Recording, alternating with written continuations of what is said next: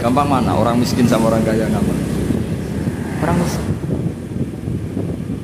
Terus kedua hebatnya orang miskin itu kalau ngamal itu dramatis. Betul betul.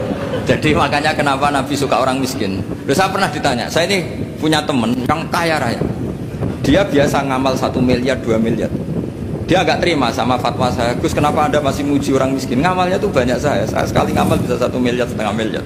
Tapi kata saya, ngamal kamu itu tidak dramatis, nggak seru kata saya. Terus dia tanya, kok bisa Gus? Dia orang kaya, paling ngamal 1 miliar untuk bangun masjid, 1 miliar, setengah miliar bangun pondok, setengah miliar. Tapi kalau orang miskin, misalnya tukang beca, orang miskin kan pasti kawannya orang miskin.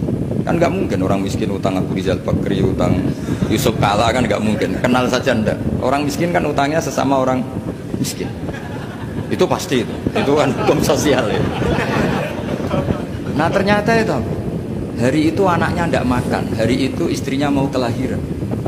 Utang sesama miskin, diutangi 50.000. Tapi uang ini dramatis. Kalau hari itu nggak makan mati. Artinya apa? Ada orang ngamal 1 miliar untuk bangunan, kadang aksesoris.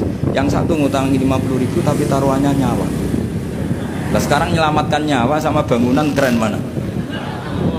Maka berbahagialah orang miskin. Karena komunitas mereka ini utang piutang urusan apa? Nyawa. Jadi ini lebih dramatis ya. Lebih dramatis. Lebih keren. Makanya utang piutang orang miskin itu paling diabadikan Quran. Karena lebih keren, lebih keren. Karena nyawa apa? Loh saya ini kan termasuk kecil sudah kiai agak keren, sudah kiai agak mapan. Itu kalau orang-orang kaya nawarin saya paling terus nggak ganti mobil, nggak ganti aksesoris.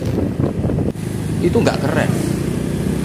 Al-Nadikan tetap ngamal pun nggak keren. Tapi kalau orang miskin, saya sering kan dengar cerita mereka orang itu kayak cerita yang diabadikan Quran itu. Wa yu'thiruna ala anfusihim walau kana bihim khassas. Itu Nabi ngumumkan saya punya tamu tapi hari ini saya tidak bisa hormat tamu. Ada sahabat yang usul saya ya Rasulullah. Perlu dicatat dulu di Arab tuh nggak ada warung, nggak ada GoFood, nggak bisa kamu pesen online terus. Wah nih nanti delivery gitu nggak bisa. Nah terus akhirnya datang ke rumahnya, datang istri saya ada makanan tidak ada hanya untuk jatahnya bayi. Terus ya sudah bayinya kamu tidurkan supaya jatah itu dimakan tamunya Rasul. Tapi kan jatahnya orang satu, tamunya akan malu kalau nggak ada yang nemanin. Terus ya sudah lampunya dimatiin, pura-pura kamu nemanin. Terus yang satu ya ada piring sama sendok pura-pura nemanin, yang satu makan betul. Itu diabadikan Quran. Karena apa? Dramatis gitu.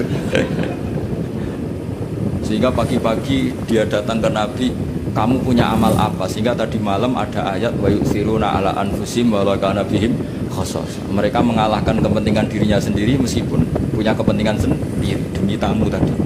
Terus cerita dia, kita tamu tadi malam ya Rasulullah yang saya sanggup menghormatnya, saya tidak punya apa-apa, hanya jatah bayi. Itu aja dramatis, bayinya ditidurin dulu. Tapi tidak disuntik ganja, tidak ditidurin. Ditidurin biasa nanti kan.